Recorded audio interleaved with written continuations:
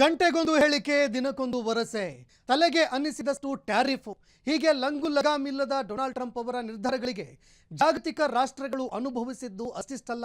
ಕೈಯಲ್ಲಿ ಟ್ಯಾರಿಫ್ ಅಸ್ತ್ರ ಹಿಡ್ಕೊಂಡು ಬೆನ್ನು ಬಿಡದ ಬೇತಾಳದಂತೆ ಟ್ರಂಪ್ ಎಲ್ಲಾ ದೇಶಗಳ ಹೆಗಲೇರಿದ್ರು.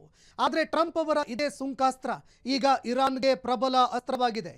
ಹೌದು, ಟ್ರಂಪ್ ಮಾದರಿಯಲ್ಲೇ ಈಗ ಇರಾನ್ ಹಾರ್ಮುಜ್ ಜಲಸಂಧಿಯಲ್ಲಿ ಟ್ಯಾರಿಫ್ ಹೇರೋದಕ್ಕೆ ನಿರ್ಧಾರ ಮಾಡಿಕೊಂಡಿದೆ. ಇರಾನ್, ಅಮೆರಿಕ, ಇಸ್ರೇಲ್ ನಡುವಿನ ಯುದ್ಧ ಕೊನೆಗೂ ವಿರಾಮ ಬಿತ್ತು. ಹಾರ್ಮುಜ್ ಜಲಸಂಧಿ ಓಪನ್ ಆಯಿತು ಅಂತ ಅಂದುಕೊಂಡಿದ್ದ ದೇಶಗಳಿಗೆ ಮತ್ತೊಂದು ಸಂಕಷ್ಟ ಎದುರಾಗಿದೆ. ಯಾಕಂದ್ರೆ ಹಾರ್ಮುಜ್ ಮೂಲಕ ಹಾದು ಹೋಗೋದಕ್ಕೆ ಕಚ್ಚಾ ತೈಲಕ್ಕೆ ಇರಾನ್ ಟೋಲ್ ಸುಂಕ ವಿಧಿಸೋದಕ್ಕೆ ಮುಂದಾಗಿದೆ. ಹಾರ್ಮುಜ್ ಜಲಸಂಧಿಯಲ್ಲಿ ಕಚ್ಚಾ ತೈಲ ಸಾಗಾಟ ಮಾಡೋದಕ್ಕೆ ಪ್ರತಿ ಬ್ಯಾರೆಲ್ ಕಚ್ಚಾ ತೈಲಕ್ಕೆ $1 ಸುಂಕ ವಿಧಿಸೋದಕ್ಕೆ ಇರಾನ್ ನಿರ್ಧಾರ ಮಾಡಿದೆ. ಯುದ್ಧದಿಂದ ಇರಾನ್ನಲ್ಲಿ ಆದಂತಹ ಭಾರಿ ನಷ್ಟವನ್ನು ಸರಿದೂಗಿಸೋದಕ್ಕೆ ಇರಾನ್ ಈಗ ಪ್ಲಾನ್ ಮಾಡಿಕೊಂಡಿದೆ.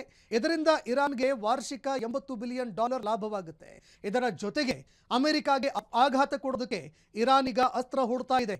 ಈ ಸುಂಕವನ್ನ ಕ್ರಿಪ್ಟೋ ಕರೆನ್ಸಿಯಲ್ಲಿ ಪಾವತಿ ಮಾಡೋದಕ್ಕೆ ಇರಾನ್ ಕರೆ ಕೊಟ್ಟಿದೆ. ಹೀಗೆ ಜಾಗತಿಕವಾಗಿ ಡಾಲರ್ಗೆ ಟಕ್ಕರ್ ಕೊಡೋದಕ್ಕೆ ಇರಾನ್ ಮುಂದಾಗಿದೆ.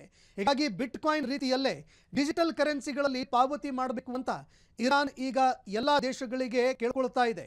ಇದು ಜಾಗತಿಕವಾಗಿ ಡಾಲರ್ ಮೇಲೆ ಪ್ರಭಾವ ಬೀರುತ್ತೆ. ಯಾಕಂದ್ರೆ ಜಾಗತಿಕ ತೈಲದ 20% ಕಚ್ಚಾ ತೈಲ ಹಾರ್ಮುಜ್ ಜಲಸಂಧಿಯಿಂದಲೇ ತೆರಳುತ್ತೆ. ಹೀಗಾಗಿ ಅಮೆರಿಕಾಗೆ ಅಂದ್ರೆ ಟ್ರಂಪ್ ಅವರ ಚಿಂತೆಗೆ ಇದು ಕಾರಣವಾಗ್ತಾ ಇದೆ. ಇರಾನ್ನ ಈ ನಿರ್ಧಾರದ ಬಗ್ಗೆ ನಿಮ್ಮ ಅಭಿಪ್ರಾಯ ಏನು ಅನ್ನೋದನ್ನ ಕಮೆಂಟ್ ಮೂಲಕ ತಿಳಿಸಿ. ನಮಸ್ಕಾರ.